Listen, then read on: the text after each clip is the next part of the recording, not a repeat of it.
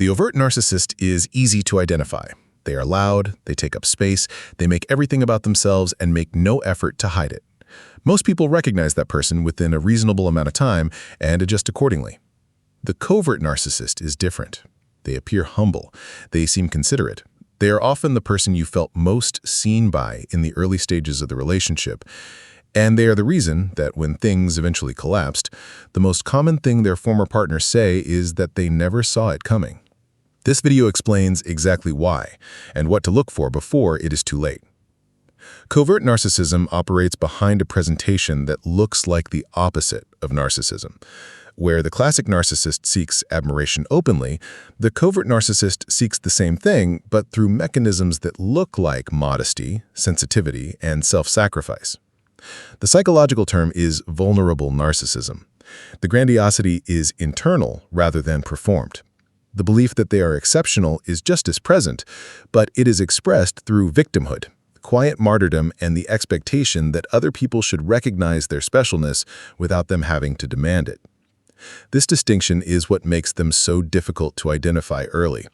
Every quality that makes the covert narcissist dangerous in a long-term relationship appears, in the first months, as something you were actively looking for.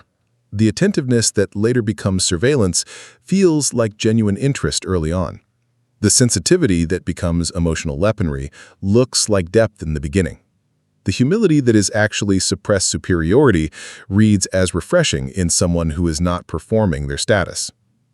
There are 6 patterns that covert narcissists display consistently. Understanding them earlier does not protect you from the relationship starting. It protects you from staying too long inside one that is already costing you. Pattern 1. The martyrdom loop. The covert narcissist consistently positions themselves as the person who gives the most and receives the least. They do things for you, they sacrifice things for you, and they ensure, through how they speak about it, that you carry the weight of that sacrifice. This is not generosity, it is investment with a hidden invoice. Every act of service is accumulating into a debt they will eventually collect on. And when they collect, the expectation is disproportionate to any individual act, because the entire history of their giving becomes the size of what you owe. Pattern 2. The quiet superiority tell. The covert narcissist rarely brags directly, but pay attention to how they speak about other people. There is a consistent, low-level diminishment of others, not aggressive enough to be identifiable as cruelty, more like a gentle but persistent suggestion that most people around them are slightly less capable, slightly less aware, or slightly less well-intentioned than the covert narcissist themselves. They are not saying they are better than everyone. They are saying it in the way they describe everyone else. Pattern 3. The emotional monopoly. In a relationship with a covert narcissist, your emotional needs become secondary to theirs with a speed that is difficult to track in real time. Your concerns are heard and then redirected to their own experience. Your pain is acknowledged briefly and then compared to something they are dealing with that is slightly more significant. Over time, the emotional bandwidth of the relationship flows almost entirely in one direction, and you adjust without noticing because each individual adjustment is small enough to feel reasonable. The pattern only becomes visible when you look at the full arc rather than any single conversation. Pattern 4. Victimhood as control. The covert narcissist weaponizes suffering, not loudly, through implication. Their distress at any conflict, any criticism, any moment where their behavior is named directly becomes so significant that the original issue disappears entirely. You find yourself managing their response to being held accountable instead of holding them accountable.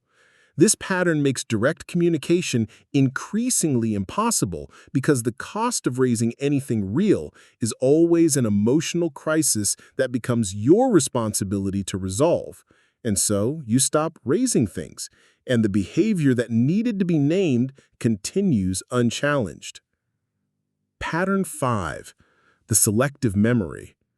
Covert narcissists have a consistent ability to remember your failures with precision and forget their own with equal consistency. The memory genuinely reorganizes itself around a narrative in which they are the person who has been wronged.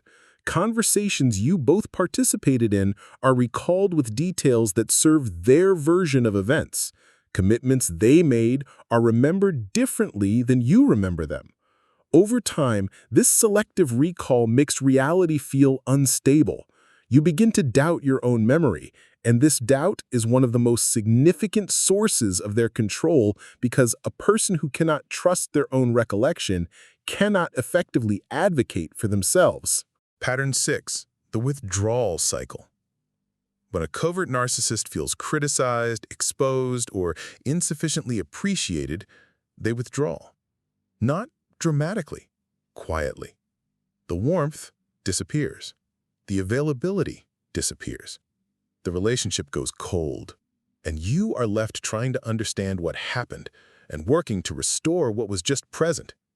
This cycle trains you over time to avoid the behaviors that triggered the withdrawal, which means the relationship increasingly organizes itself around protecting their emotional comfort rather than functioning as an equal exchange. And you participate in this reorganization willingly, because the warmth that returns when you comply feels like resolution. It is not resolution. It is the next cycle beginning. The reason you did not see it coming is not a failure of intelligence or intuition. It is a design feature. Covert narcissism is built to be invisible in the early stages, because everything that makes it eventually harmful appears at the beginning as something you wanted. The protection is not suspicion of everyone who seems kind or humble or attentive. The protection is knowing what these 6 patterns look like in motion and paying attention to their consistency over time. Single instances mean very little. The pattern across months tells you what you are actually dealing with. If you are currently inside a relationship where several of these patterns feel familiar, the most important thing you can do is stop minimizing what you are observing. Name what you see. Trust what you observe over time more than what you feel in the moments that feel best. Your observations are accurate. They have simply been trained out of you. If this helped you recognize something you have been experiencing, share it with someone who needs this information. The full Narcissistic Abuse Recovery series is linked in the description.